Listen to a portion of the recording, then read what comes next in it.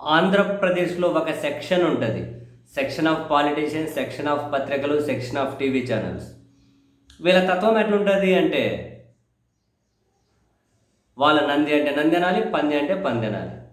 వాళ్ళు తిడితే తిట్టాలి, వాళ్ళు పొగిడితే పొగడాలి. అసలు వాళ్ళు ఏది చెబితే అదే కరెక్టు. మళ్ళీ చెప్పేదంతా 99% ఫ్రాడ్, ఫాల్స్, చెత్త.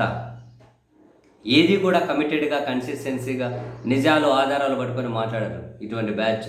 మీరు గమనించండి, ఒక్కసారిగా ఆధారం పట్టుకొని చూపించి మాట్లాడారు. ఈ బ్యాచ్ అంతా నోటికి ఏదైతే అది మాట్లాడుతూ ఉంటారు.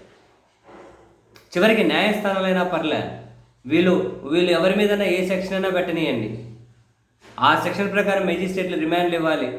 హైకోర్టు కనుక ఇన్వాల్వ్ అవ్వకూడదు. వీళ్ళు రాసిందే రాజ్యాంగం, పెట్టిందే సెక్షన్లు, ఇష్టరీతిని వ్యవహరించుకుంటూ పోవాలి.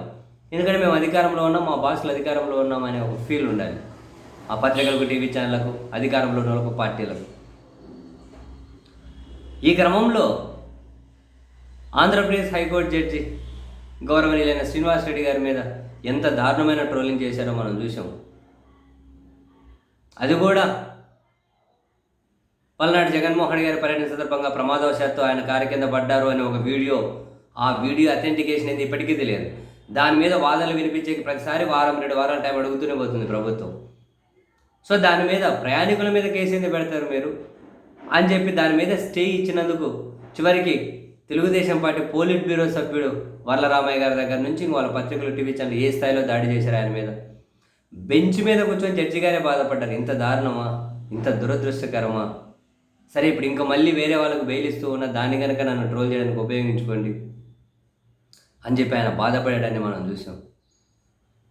అయితే ఇప్పుడు ఆ జడ్జి గారి మీద ట్రోలింగ్కి నిరసనగా ఈరోజు బెజవాడ బార్ అసోసియేషన్ బంద్ పాటిస్తోంది. బెజవాడ బార్ అసోసియేషను బంద్. బేసిక్గా వీళ్ళైనా వెళ్ళి హైకోర్టులో, బార్ అసోసియేషన్లు వీళ్ళైనా వెళ్ళి హైకోర్టులో కేసులు వేయాలి. దాని మీద సిబిఐతో విచారణ జరిపించాలని.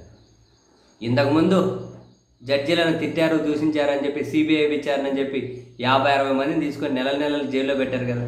ఇప్పుడు కూడా సిబిఐ విచారణ వేయాలి. ఆ గౌరవనీయులైన జడ్జి గారు కూడా బాధపడడం కాదు, మీ దగ్గర పవర్స్ ఉన్నాయి. నేను బాధపడి మీరు బాధపడితే ఎట్లా కుదురుతుంది సార్? మీ దగ్గర పవర్స్ ఉన్నాయి, మీరు దాన్ని యూజ్ చేయాలి. మీ దగ్గర పవర్స్ ఉన్నాయి, మీరు దాన్ని యూజ్ చేయాలి. యూజ్ చేసి దీని మీద సిబిఐ విచారణ అని చెప్పి ఆర్డర్ పాస్ చేయండి. ఏమవుతుంది? దీని వెనకలు ఎవరున్నారో తేలనీయండి, ఎందుకు దాడి జరుగుతుందో తేలనీయండి. ఇప్పుడు బార్ అసోసియేషన్ వీళ్ళు ఒక పిటిషన్ వేయండి, సిబిఐ విచారణకు ఆదేశించాలని చెప్పి. హైకోర్టు విచారిస్తుంది, ప్రభుత్వం ఏం చెబుతుందో చూస్తాం. ఆ ట్రోల్ చేసిన వాళ్ళ మీద ఏం కేసులు పెట్టారో చూస్తాం, చట్ట ప్రకారం ఎట్లా ముందుకు వెళ్తున్నారో చూస్తాం. ఈ పనులన్నీ చేయండి ఈ బంధులు కింద తర్వాత.